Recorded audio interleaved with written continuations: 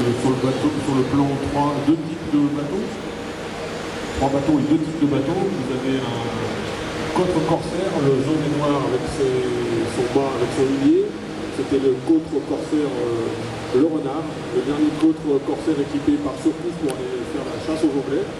Ce bateau a été construit en 1812 et c'est une réplique du bateau qui est fait actuellement à Saint-Malo. Voilà, si vous allez à Saint-Malo, vous pourrez trouver ce bateau dans le port de Saint-Malo, même monter dessus, faire une balade en mer, aller jusqu'à Jersey avec si vous voulez. La seule chose qu'on vous demandera, c'est de participer aux manœuvres. Si vous voulez hisser les voiles, il faut être minimum 4, 5, voire 6 personnes pour hisser les voiles sur ce bateau. Ce bateau donc, a été fait à partir d'un plan acheté à l'association des amis Côte-Corsaire Le Renard. Il est à l'échelle 1/20e. Le petit bateau vert ici avec ses voiles cachou, c'est le Red Atao, fait d'après un plan MRB de Jean-Claude Chazarin. Il est à l'échelle du 1/20e. Et c'est un langoustier de Camaret.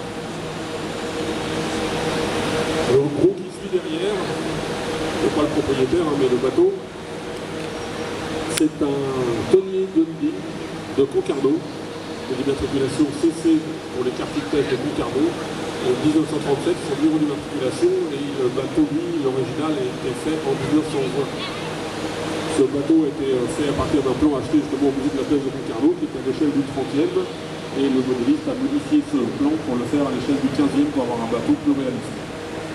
C'est un tonnier qui, donc, ce bateau pêchait le thon, et vous avez 2 cannes à pêche qui sont de part et d'autre du mât. Ce ne sont pas des antennes, ce sont des cannes à pêche qui se plaçaient donc latéralement de chaque côté. Et les thons ensuite étaient attachés 2 par 2 par la queue et mis tête en bas sur les tréteaux que vous voyez au milieu du bateau.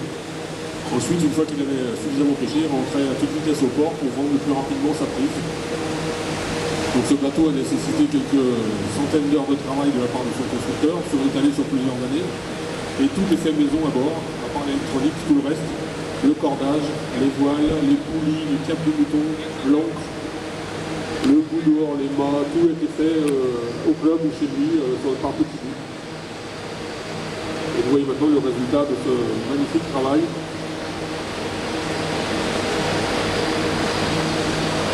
Donc ces 3 bateaux sont équipés en plus d'un petit moteur de secours, on va dire.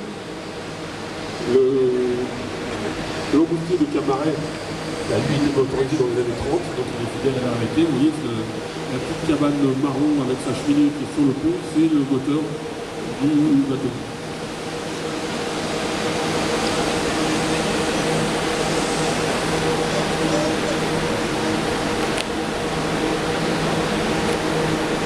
Beau demi-tour du Camaret devant la plage, deux Camarets justement. N'oubliez pas de tourner, vous faites tous dans le même sens, ça évitera, vous n'êtes que 3 sur le plan d'eau, mais au moins ça évitera les rencontres malencontreuses, on va dire. Il y a un gros compte là. Hein? Non, ce sera pas de voir. Oui, mais c'est du tour dans le même sens, vous serez derrière lui, donc vous devant et tout verrez. Ouais, je peux pas tomber à poignet parce que... Ah ouais, c'est vrai que les ventilateurs. Car tu feras attention, Philippe, tu as ton nom.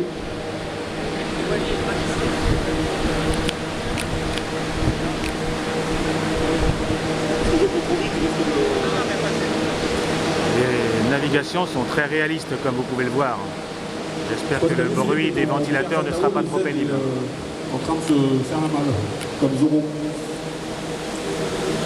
Au revoir les amis. Donc les voiles sont faites dans le tissu de coton teinté. Une ralingue, c'est-à-dire une corde a été cousue tout autour de chaque voile. Ça c'est sympathique à faire.